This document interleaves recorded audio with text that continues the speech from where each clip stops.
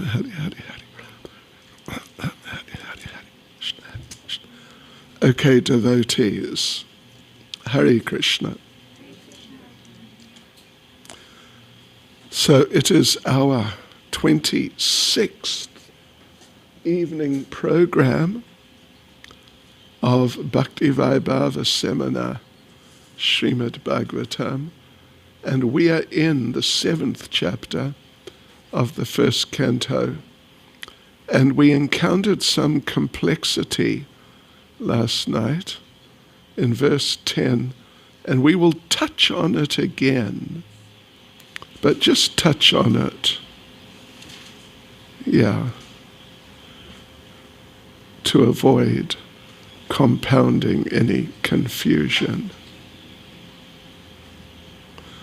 or creating any more.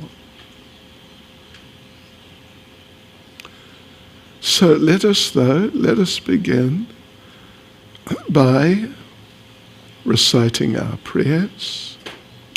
Nama Om Vishnupadaya Krishna Prestaya Bhutale Shrimati Bhakti Vedanta Swaminiti Namane Namaste Saraswati Deve Gauravani Pracharne Nirvishesha Shunyavadi Paschatya Dejatarane Shri Krishna Chaitanya Pramanityananda Shri Advaita Gadadha Shivas Adi Gaura Bhakta Vrinda Hare Krishna Krishna Krishna Hare Hare Hare Rama Rama Rama Hare Hare Vanchakalpatarubhyascha Kripa Sindhubhya eva cha Patitanam Pavanebhyo Vaishnavebhyo Namo Namaha Srila Prabhupada Ki Jai.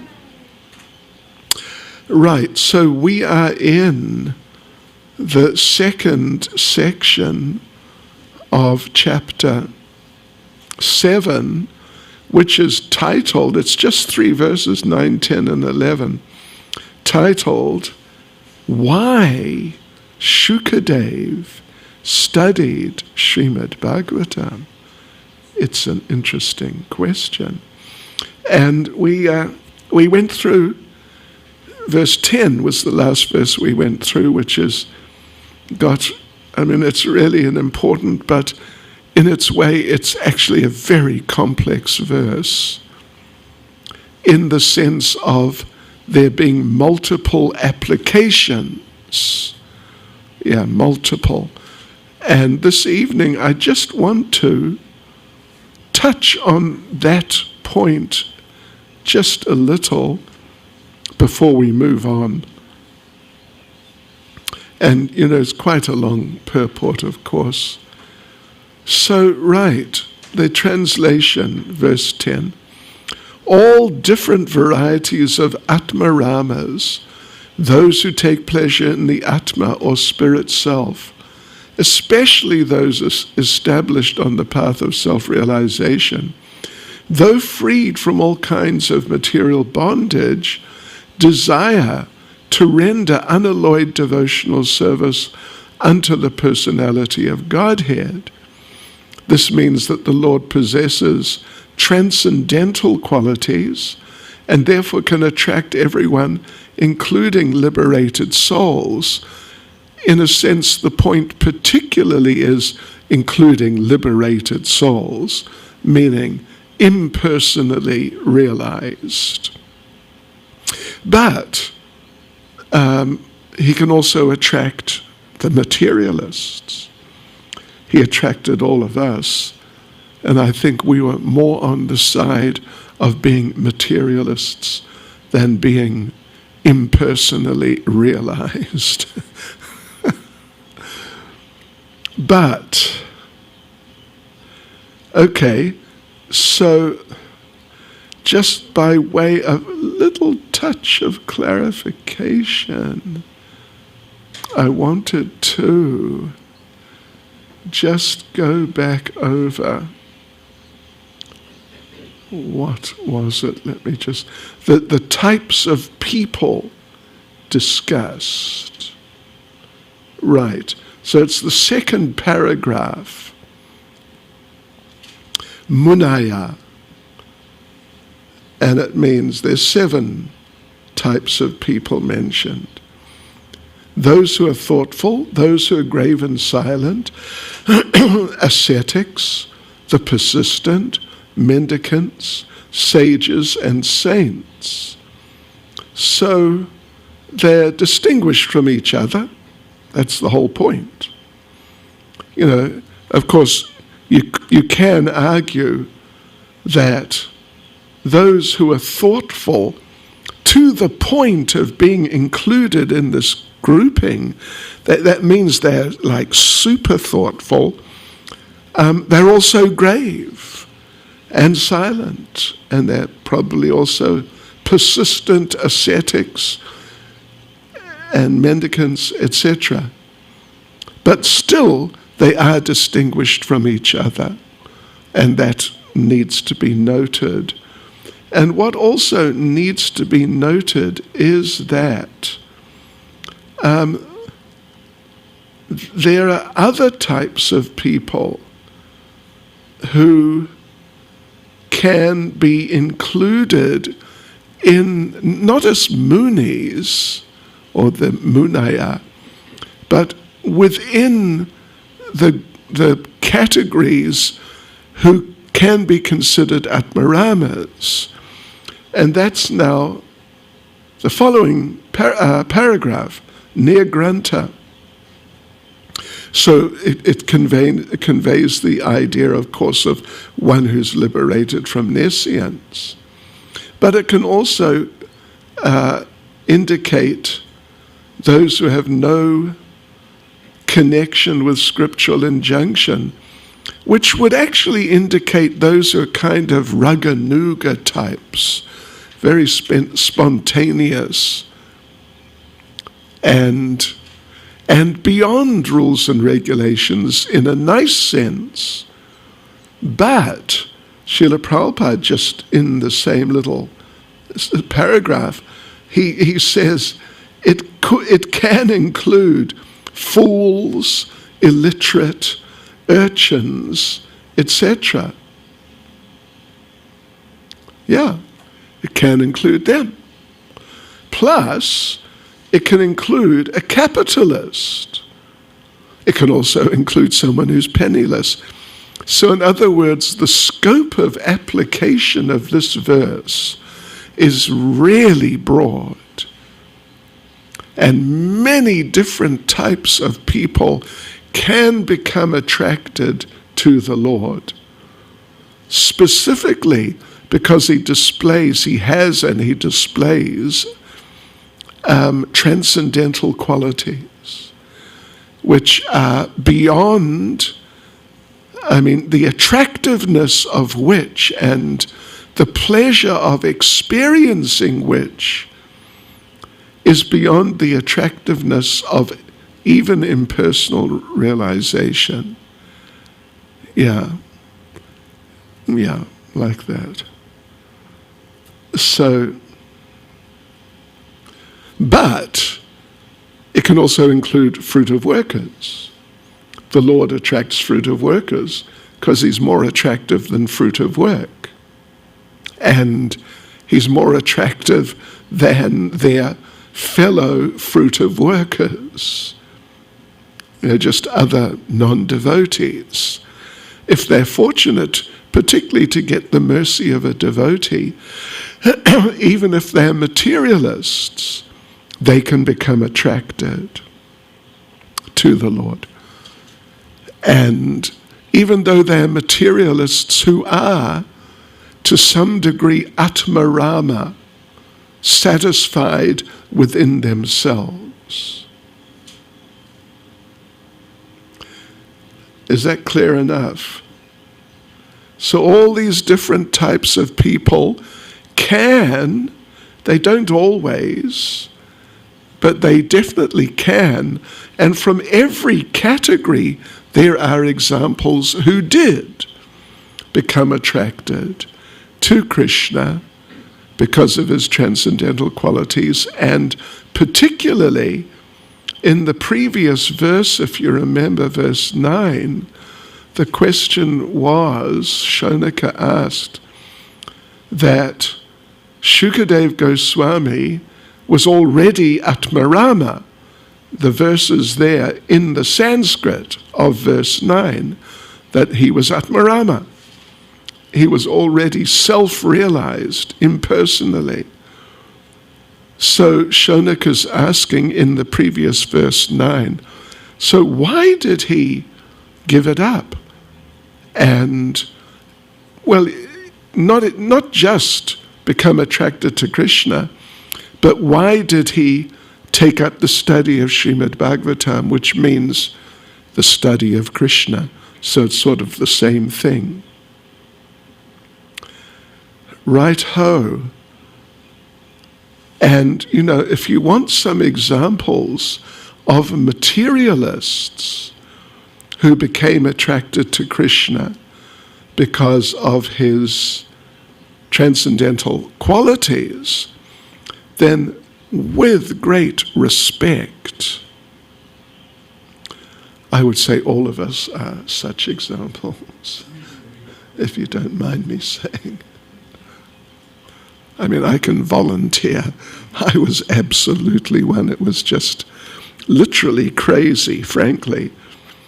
So, okay, so that's all we're going to say about that at this point. And if you really want to get into it more, which, is a good idea, you'll find in Chaitanya Charitamrita, where Lord Chaitanya meets with Sarvabhauma Bhattacharya, there's actually a chapter, as I recall, with the title. I mean, there's a chapter in which the subject is discussed, but as I recall, it has the title of something along the lines of the 64 meanings of the Atmarama verse, as given by Lord Chaitanya to Sarvabhauma Bhattacharya. Yeah, if you want to really get into it, go for it. So, okay, now verse 11, which is the same section discussing Shukadev Goswami. What happened to him? What was it which got him attracted to Srimad Bhagavatam? Which means, in effect, means attracted to Krishna. Are you with me? I mean, I think that's, are you with me? You're with me too. Okay. So, right. Here's verse 11. Srila Shukadev Goswami, son of Srila Vyasadeva, was not only transcendentally powerful, he was also very dear to the devotees of the Lord. Thus he underwent the study of this great narration, Srimad Bhagavatam. Right, so let's go through the purport briefly. In the first paragraph, it's interesting, the discussion which is going to be discussed a little later in the Bhagavatam, which is the whole story of how Shukadev Goswami came out of the womb when he didn't want to, why he came out and what happened then, these things. So that's touched on in the first paragraph. The actual descriptions in Brahma Vaivarta Purana. And so Prabhupada mentions there, Shukadev was already liberated soul in the womb of his mother. And he didn't want to come out. We mentioned he was there for 16 years. But as soon as he did come out, at the very moment, he wouldn't stay at home, he just left. In fact, he ran. Yeah. So he came back just very shortly after. He came back home. And then Vyasadeva taught him Srimad Bhagavatam.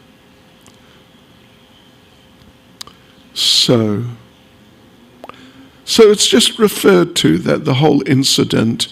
And, after a while, I forget exactly where it is.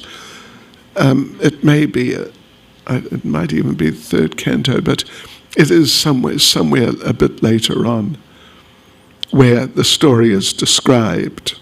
It's really a pretty good story. So, but there, some of the basic points are touched on. So then the second paragraph. So the idea is, of course, that the liberated souls, generally, they're attached to the impersonal Brahman. And they're monists. They want to become one. But if they get the association of pure devotees like Vyas, then even such liberated souls become attracted. I mean, if they get the association of a really advanced devotee like Vyas, then certainly there's every likelihood they'll become attracted to the qualities of the Lord. If they have the association of devotees who are not so elevated, they may not. Particularly in Kali Yuga. I've been going through the 16th chapter today. Gosh, Prabhupada is really sort of hammering Kali Yuga. That Kali Yuga is just too much. We'll get there, after a few months. So anyway, in Kali Yuga it's more difficult because people are not so... First of all, you don't get any advanced impersonalists. You get pseudo-impersonalists. That's what you get. Yeah. So anyway, by Narada's mercy, Vyasadeva was able. Narada educated him in Bhagavatam and taught him how to realize it through a process of meditation. And we read verses 4, 5, and 6. They were to do with that realization of the Bhagavatam. So, right. So by the mercy of Narada, Vyas was able to narrate. And by the mercy of Vyas, Shukadeva was able to grasp the import. And Shukadeva, even though, he was sort of in a mixed condition by the time he came back from having run away. But even though he had been, Prabhupada says, completely absorbed in impersonal Brahman, he became attracted by the qualities, transcendental qualities of the Lord. And Prabhupada in the next paragraph, Prabhupada, gosh, the way he puts things sometimes, it's just amazing. So Shukadeva, next paragraph, practically he was thrown from the impersonal conception of the Absolute. Yeah, what an awakening. It was just like a massive, just like lights turned on. Wow, what happened? That's how Prabhupada's explaining it. And he felt, what was I doing before as an impersonalist? Yeah. So the verse, of course, if you remember, this verse 11 said, he was very dear to the devotees of the Lord. That was not when he was an impersonalist. But as Prabhupada says, that from that time that he just became a pure Vaishnava, on the spot, thrown from one realization to another. So from that time, he became dear to the devotees. But also the devotees became dear to him, so, his heart changed like 180 degrees or something like that. So, Prabhupada makes the point, the devotees generally don't like the impersonalists. So they wouldn't normally spend time together. Like Madhvacharya, great Vaishnav preacher from some hundreds of years ago, before Lord Chaitanya even, when he was traveling around, he was a big, powerful man physically. And when he would meet a Mayavadi preacher, like a Mayavadi sannyasi, sometimes he would just grab them. And he was big, he was tall and powerfully built. And he'd lift them up off the ground so they're right in front of his face. And say, why are you cheating the people? And give them the source. And sometimes he'd hit them. Yeah. Right-ho. So Prabhupada talks a little bit about it. Sometimes they're competitors. You remember, if you were following Leelamrita when we were doing that reading, we read of the one incident. Prabhupada was invited to a Bhagavad Gita festival in, I think it was the one in Kurukshetra, if I remember correctly. And just before he was meant to speak one night, some Mayavadi got up and was speaking Mayavad. Well, actually, Prabhupada said, at first he was speaking okay, but then he got into Mayavad. And Prabhupada told the devotees, there's a whole group of devotees with him, while the man is talking, preaching his Mayavad, I think to thousands of people, Prabhupada told the devotees, just get up and start kirtan. And they did. There's roaring kirtan, and the man couldn't do a thing. So he gave up. And afterwards, Prabhupada said, I just could not tolerate hearing his nonsense Mayavad. Right. So previously then, the devotees didn't like Shukadev, and Prabhupada says, it appears that Shukadev also had no liking for the devotees. But then he really became a devotee, and he just wanted to be with the devotees all the time. Prabhupada says saturated devotee, just totally saturated with bhakti, with love and realization of Krishna as a person. So, okay. That's basically verse 11, more or less. So right now, the section C, the third section, happenings after the Battle of Kurukshetra. Many things happen, some really important things. So certain of them will be discussed. Happenings after the Battle of Kurukshetra.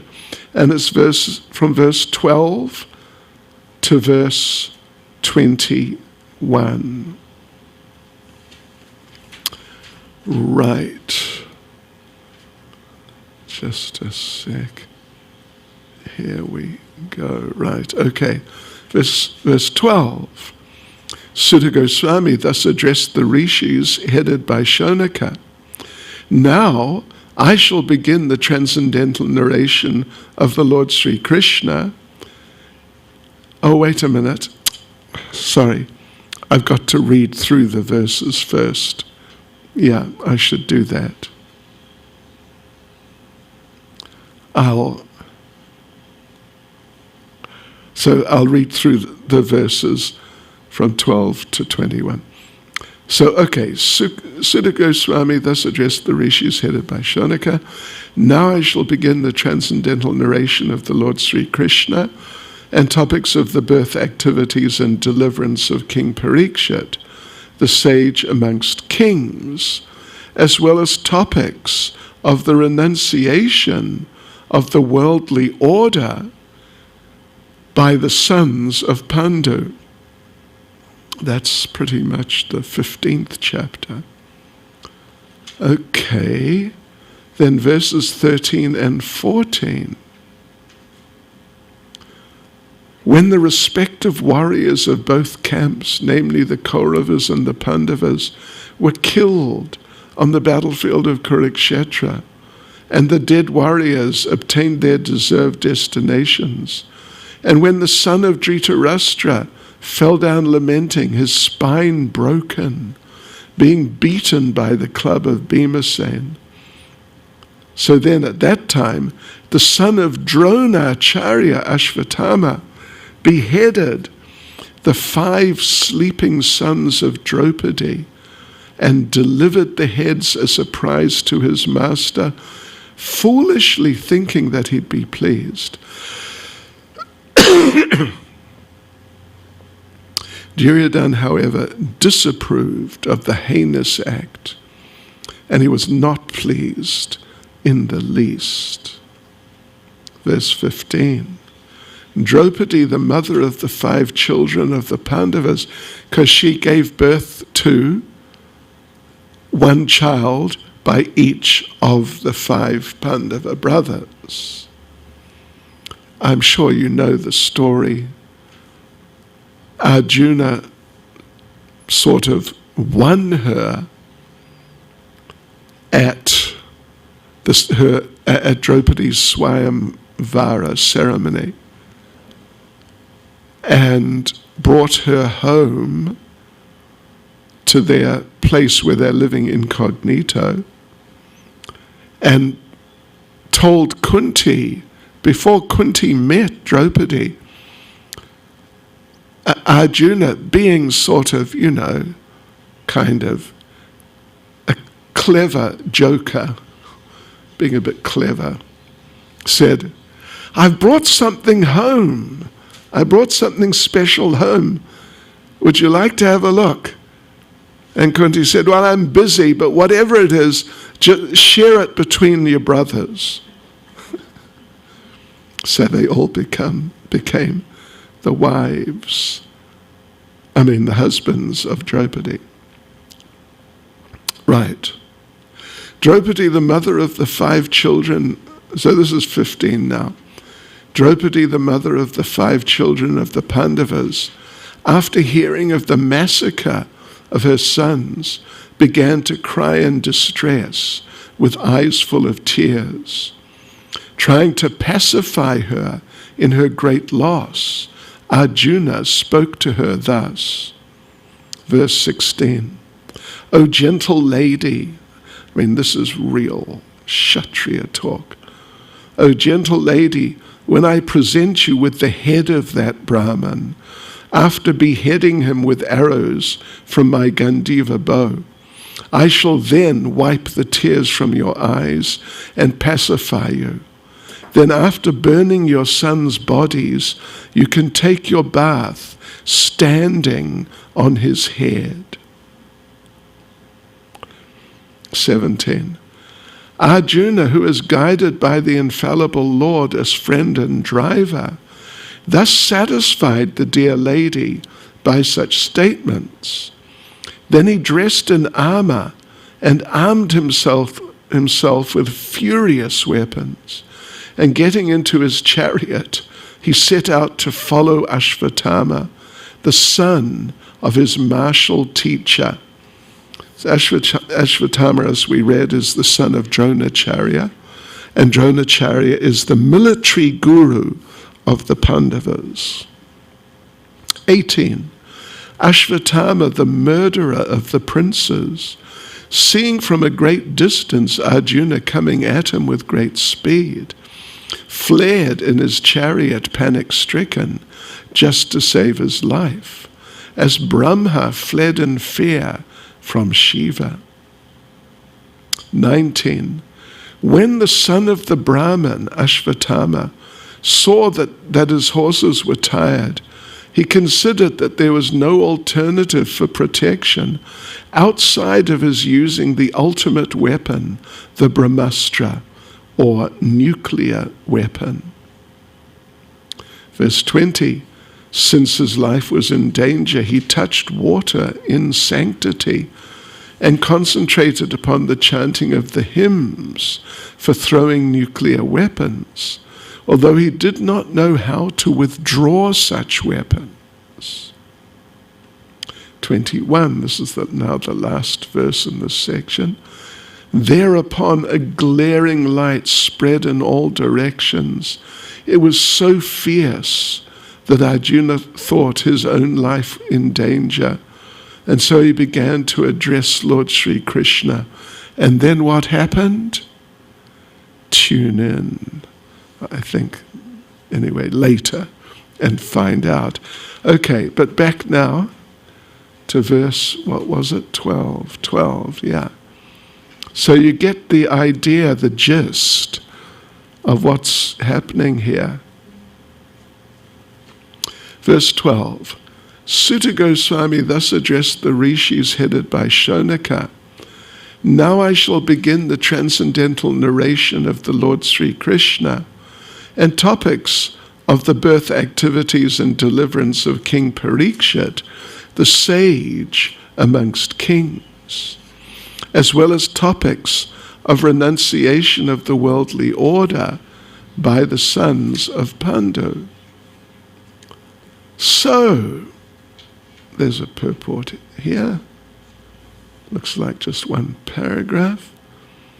So Prabhupada, in these purports, oftentimes he just gets into some sort of, he doesn't really address directly what's happening, but he discusses the principles behind what's happening, or some of the principles. So that's what he does here.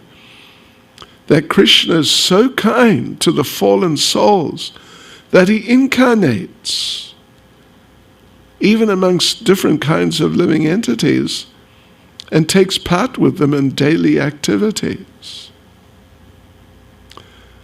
So therefore, any history, old or new, connected with him is a transcendental narration. Any history. Yes. And interesting, without Krishna, supplementary literatures like the Puranas and Mahabharata are simply stories or historical facts. But with Krishna, they become transcendental. And when we hear of them, we at once become transcendentally related with the Lord. Well, that's an important point. So the Bhagavatam, Prabhupada says, is also a Purana, but the thing about Srimad Bhagavatam is that whereas other Puranas talk about all sorts of other things and demigods and Krishna and Vishnu to some degree, but just to some degree, and rather focus on different persons, particularly demigods. And normally, or in many cases at least, the particular demigod who that particular Purana is talking about, the Purana is named after that demigod. So Agni Purana, Vishnu Purana, Shiva Purana, Brahma Purana, and Brahma Vaivarta. There are two Brahma Puranas, and so on and so forth. Right, but the thing about Srimad Bhagavatam is that the Supreme Personality of Godhead is the actual subject, and particularly Krishna himself. And, various other incarnations, as I think we're all well aware, but particularly Krishna himself. But Prabhupada says there's a class of less intelligent devotees of Srimad Bhagavatam who jump to the 10th canto. Yeah, without reading the first 9. So, Prabhupada says, they're under the impression, the false impression, that the other cantos are not concerned with Krishna, and thus, more foolishly than intelligently, they take to the reading of the 10th canto. So these readers are specifically told herein that the other cantos of the Bhagavatam are as important as the 10th canto. No one should try to go into the matters of the 10th canto without having thoroughly understood the purport of the other 9 cantos. I mean, that's a pretty clear instruction. Just one point, though, and it is a point, that Srila Prabhupada was translating and commenting on the Bhagavatam. But then at a certain point, before I joined, maybe it was 71, was after the devotees met George Harrison. So maybe it was 70 or 71. Prabhupada felt he might not live long enough to finish the Bhagavatam. And of course, he didn't actually. I mean, he got fairly close, but, there was still substantial part left.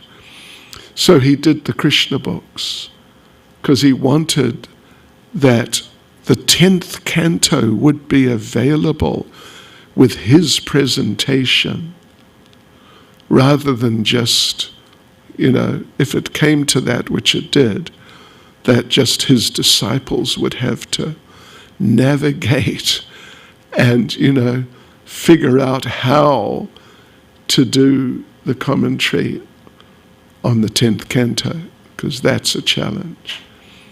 So, but yeah, there you go. We should read right through. No one should try to go into the matters of the 10th canto without having thoroughly understood the purport of the other 9 cantos. Krishna and his pure devotees like the Pandavas are on the same level. Krishna is not without his devotees of all the rasas, and the pure devotees like the Pandavas are not without Krishna. The devotees and the Lord are interlinked. So it talks about them are all Krishna Katha. Okay, verses 13 to 14. When the respective warriors of both camps, namely the Kauravas and the Pandavas, were killed on the battlefield of Kurukshetra, and the dead warriors obtained their deserved destinations, and when the son of Dhritarashtra fell down lamenting, his spine broken, being beaten by the club of Bhimasen. So then at that time the son of Dronacharya Ashvatthama beheaded the 5 sleeping sons of Draupadi and delivered the heads as a prize to his master, foolishly thinking he would be pleased. Duryodhana, who's his master, however, disapproved of the heinous act, and he was not pleased in the least. Okay, so let's have a look at the purport here. So anyway, interesting point. transcendental topics of the activities of Lord Sri Krishna in Srimad Bhagavatam begin from the end of the Battle of Kurukshetra, where the Lord himself spoke about himself in Bhagavad Gita. So it just follows on, in other words. It just follows on from Bhagavad Gita. And it was spoken, it's just a matter of days or just a few short weeks after Krishna spoke Bhagavad Gita, that he spoke the Bhagavatam. So they're both Krishna Katha. Bhagavad Gita is spoken by the Lord, and the Bhagavatam is also Krishna Katha because it's spoken about the Lord, the great majority at least. So, Lord Chaitanya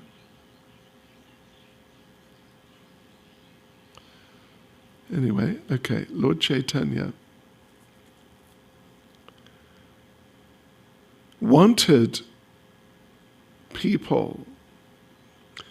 Prabhupada says, Lord Sri Chaitanya Mahaprabhu wanted everyone to be informed of both Krishna Kathas by his order. He's Krishna himself in the garb of a devotee. And therefore the versions of both Lord Krishna and Lord Chaitanya are identical. And Lord Chaitanya, famous verse, Lord Chaitanya desired that all who are born in India seriously understand such Krishna Kathas, and then after full realization, preach the transcendental message just to everyone all over. And this will bring peace to the world. Okay. So let's go on to verse, 16. 16. Is it 16? Yeah, it is. Wait a minute. What have I done? 15. Excuse me. Yeah, 15. Okay. Draupadi, the mother of the 5 children of the Pandavas, after hearing of the massacre of her sons, began to cry in distress with eyes full of tears, trying to pacify her in her great loss. Arjuna spoke to her thus, and there's no purport, so we just go straight on to 16. O gentle lady, when I present you with the head of that Brahman, after beheading him with arrows from my Gandiva bow, I shall then wipe the tears from your eyes and pacify you. Then after burning your sons' bodies, you can take your bath standing on his head. So in the purport, Srila Prabhupada makes, important point about traditional dharma. It may not be totally applicable like in just pragmatic, practical terms in Chatsworth or even in Phoenix. But in principle, and historically, they're important points. So certain aggressors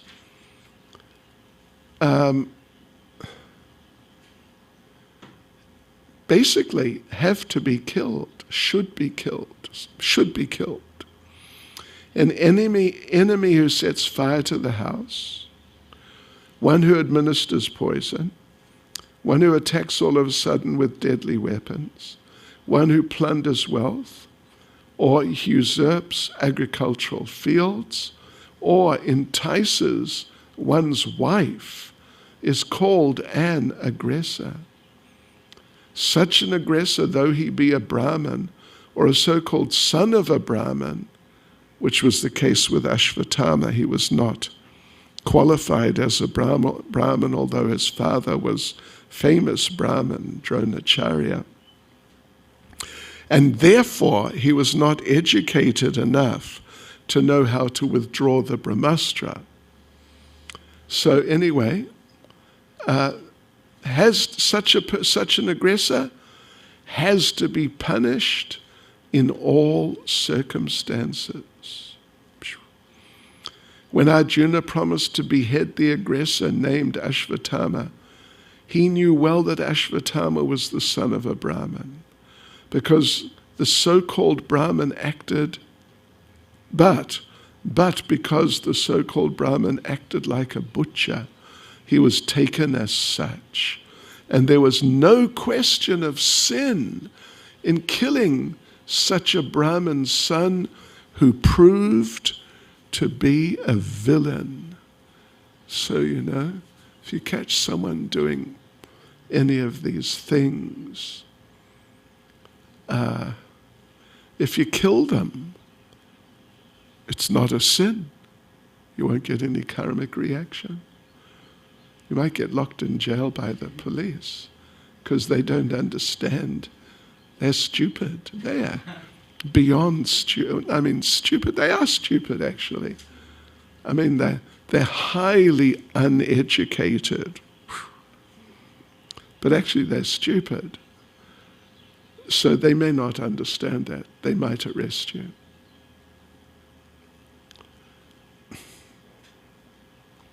Okay, verse 17. It's another verse without a purport. Arjuna, who's guided by the infallible Lord as friend and driver, thus satisfied the dear lady by such statements. Then he dressed in armor and armed himself with furious weapons, and getting into his chariot, he set out to follow Ashvatthama, the son of his martial teacher. So it's sort of pretty much like the night or the day, the first day after the Battle of Kurukshetra. Pretty much like that. Yeah. So verse 18. Verse 18. Ashvatthama, the murderer of the princes, seeing from a great distance Arjuna coming at him with great speed, fled in his chariot, panic-stricken, just to save his life, as Brahma fled in fear from Shiva.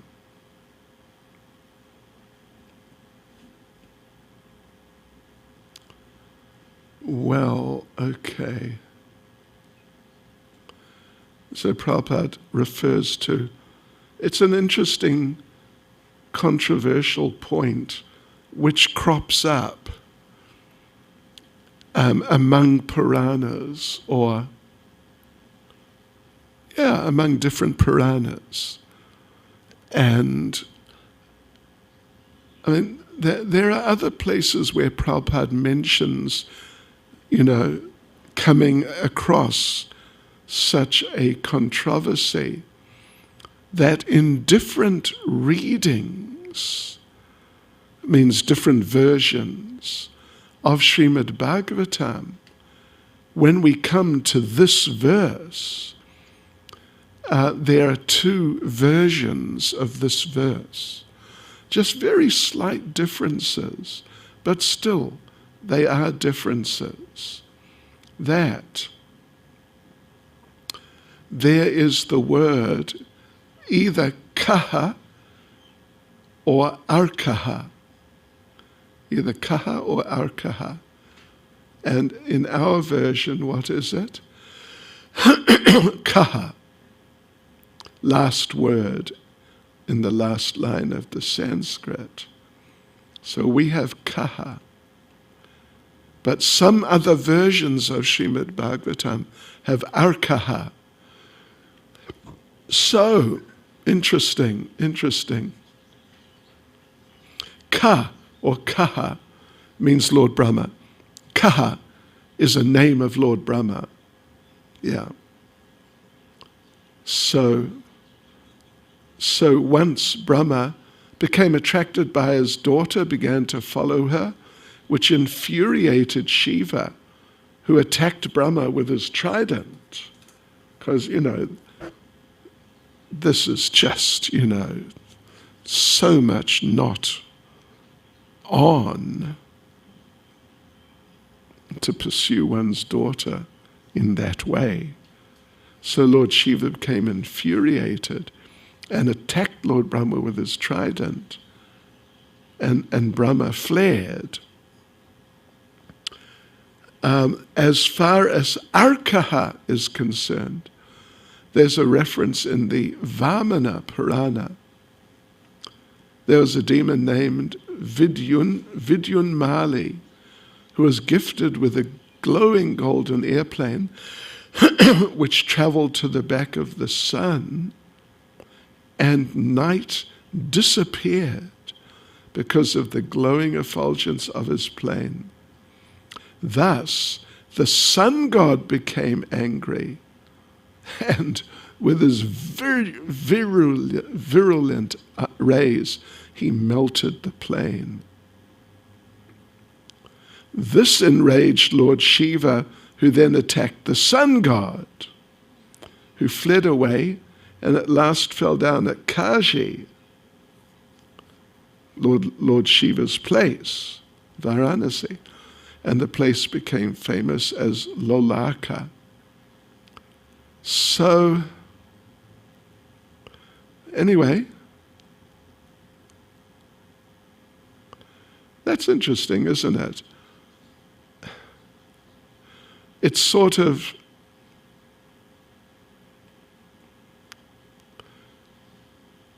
it could be read either way, and the message would be the same. That either Lord Brahma fled from Shiva, or this demon fled from Shiva, Lord Shiva. No, the sun god fled from Lord Shiva. Either way, but we've got that Lord Brahma fled. Our reading is Kaha. Right-ho. So verse 19. When the son of the Brahman, Ashvatthama, saw that his horses were tired, he considered that there was no alternative for protection outside of his using the ultimate weapon, the Brahmastra, nuclear weapon. So, Prabhupada comments here, in the ultimate issue only, when there's no alternative, then the Brahmastra, the nuclear weapon called the Brahmastra, is applied or can be applied. And yeah, I mean, it really seems, at least, like that ultimate issue only doesn't just mean when one person's in danger, then he can use this weapon which can destroy actually the universe, what to speak of the planet. But, when the whole kingdom is at risk, then it could be used. But anyway, in the ultimate issue only. So interesting, in the Sanskrit, the word dvijat maja is significant. Because Ashvatthama, although the son of Dronacharya, was not exactly a qualified Brahmin. So dvijat maja Can any of you Sanskrit experts? You're a Sanskrit expert now, aren't you? Are you still learning? Still got a bit to learn. So, Dvij Atma Ja. It's a very simple Sanskrit. Dvija is a Brahman. Atma means himself, the Brahman himself. Ja is a shortened form of Janma, born.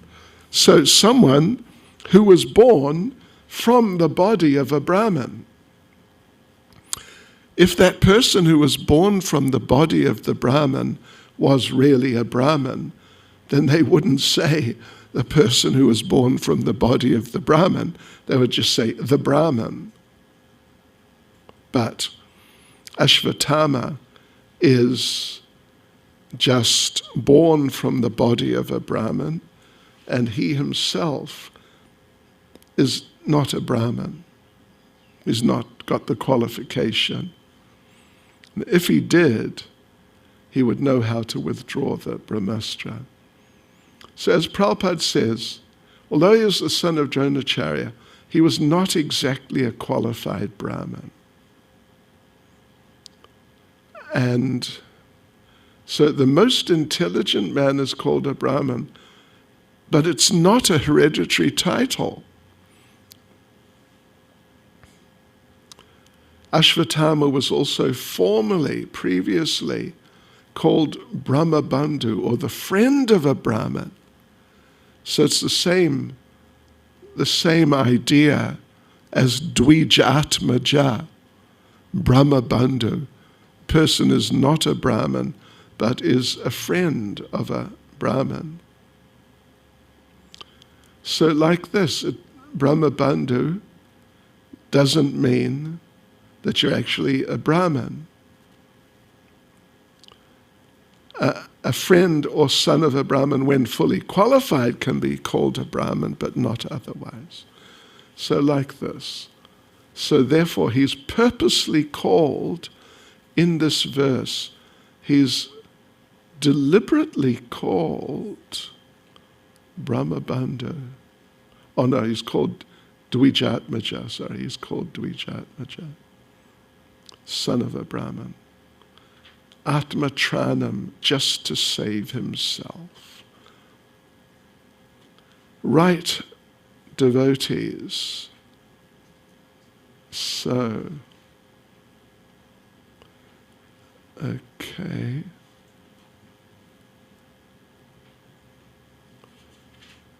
So, verse 20. Is it verse 20? No. Huh? It is verse 20. That was verse 19.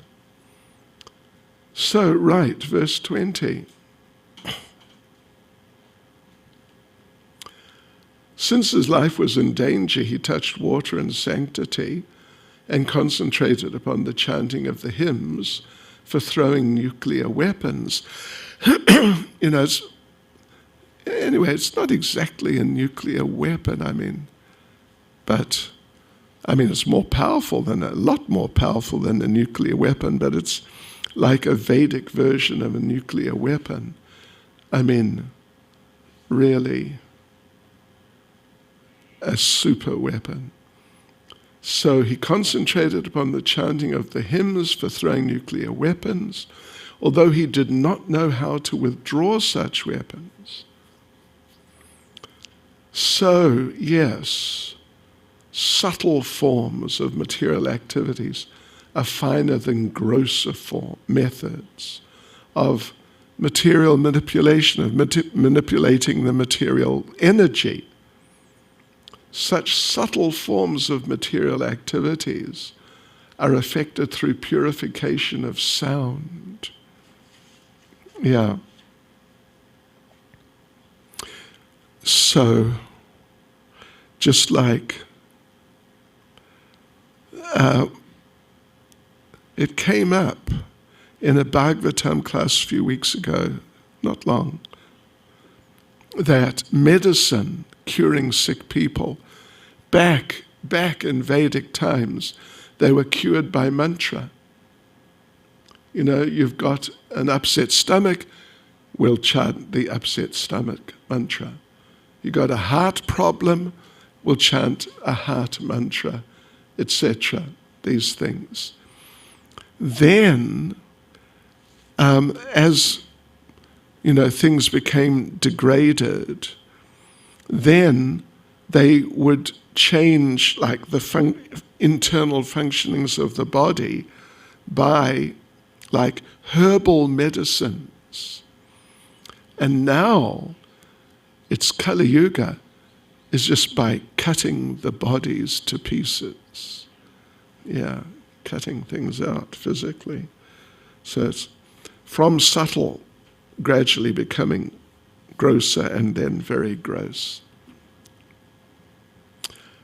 Right, so purification of sound by mantra rather than the you know, like guns and bombs.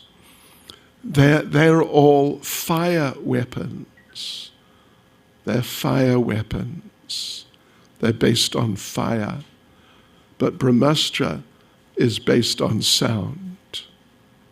Yeah. All right. And verse 21.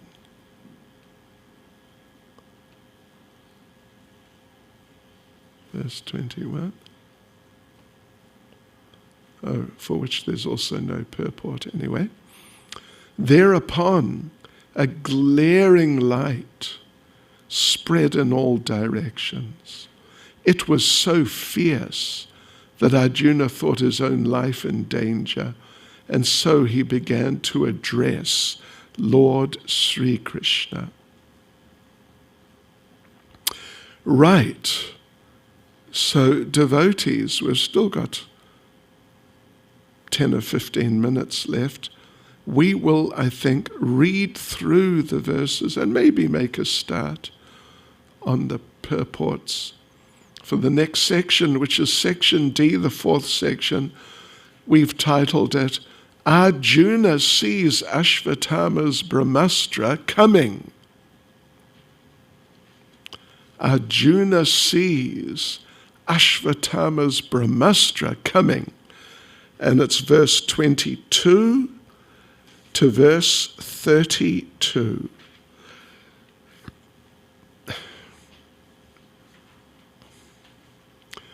Yeah, I do feel that it helps to note these section titles because there definitely are changes of themes. And it helps our minds, which are used more to systems, to separate the different sections from each other, you know, at least a little bit. Okay, so Arjuna sees Ashvatthama's Brahmastra coming. Beginning with verse 22, I'm going to read through. Arjuna said, O my Lord, Sri Krishna, you are the almighty personality of Godhead. There is no limit to your different energies.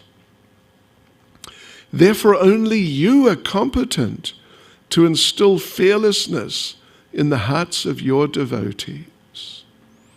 Everyone in the flames of material miseries can find the path of liberation in you only. Well, that, you know, spoken like a true devotee, but it's just so true. It's just so true.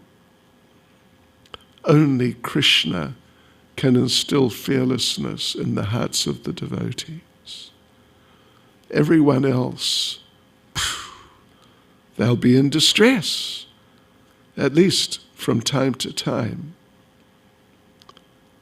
Verse 23.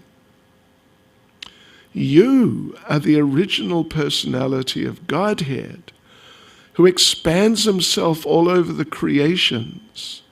and is transcendental to material energy. You have cast away the effects of the material energy by dint of your spiritual potency. You are always situated in eternal bliss and transcendental knowledge. He's glorifying Krishna. This Brahmastra's coming. He feels quite concerned. Maybe his life is going to be endangered, but he turns to Krishna for help and starts glorifying Krishna. This is actually a very important point, which is going to be addressed in the purports here. Verse 24. Verse 24.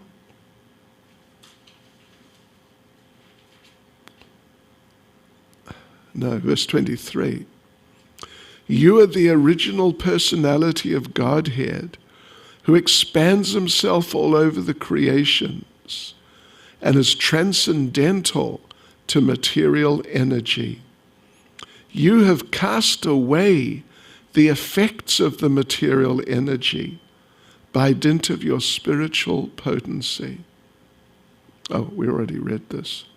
You're always situated in eternal bliss and transcendental knowledge. Yes. So he's glorifying.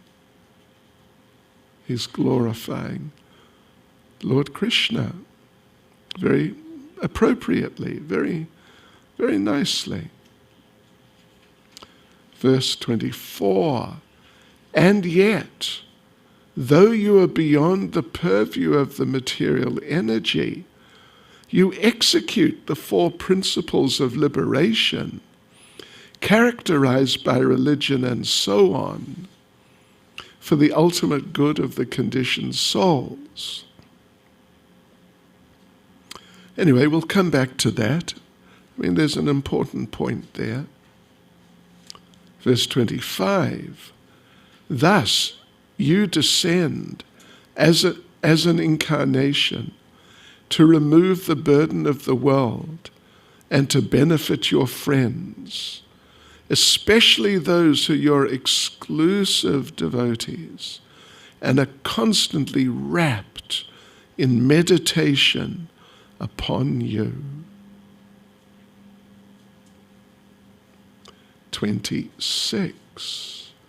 O Lord of Lords, how is it that this dangerous effulgence is spreading all around? Where does it come from? I do not understand it.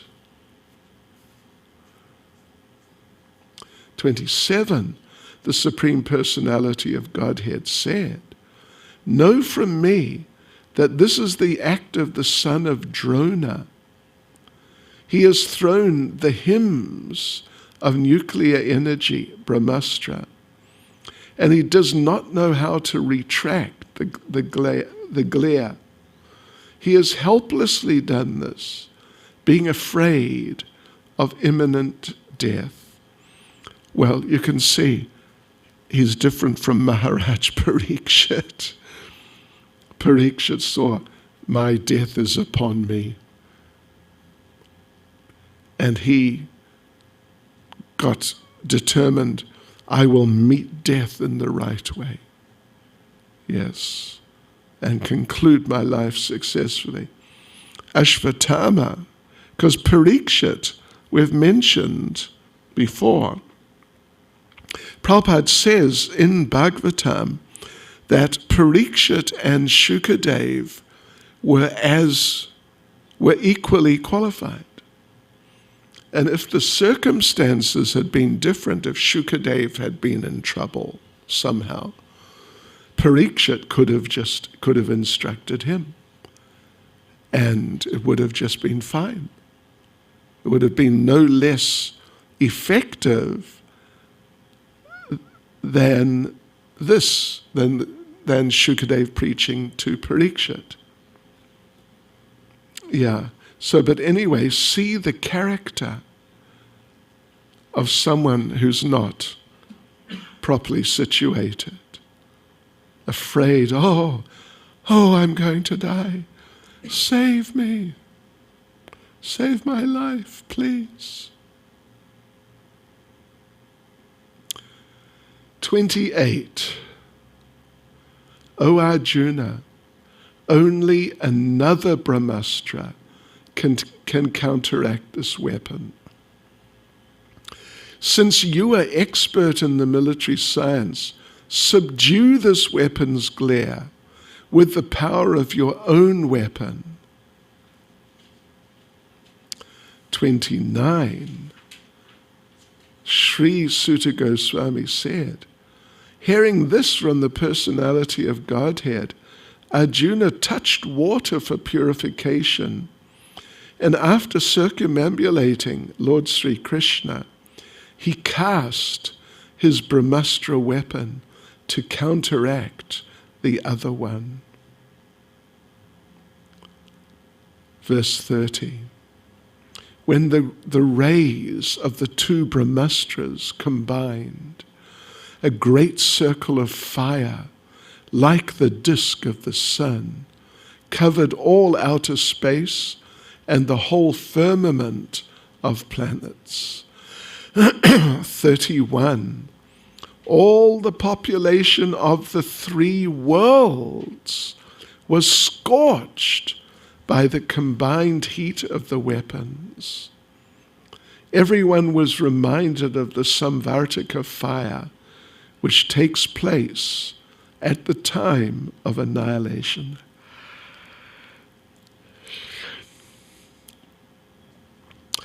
Verse 32. Thus, seeing the disturbance of the general populace and the imminent destruction of the planets, Arjuna at once retracted both Brahmastra weapons as Lord Sri Krishna desired. Wow, that's amazing, isn't it?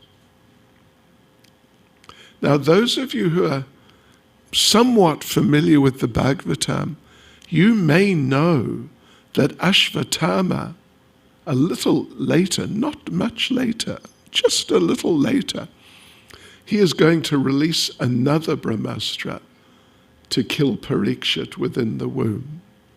Yeah, but it's another one. It's not this one.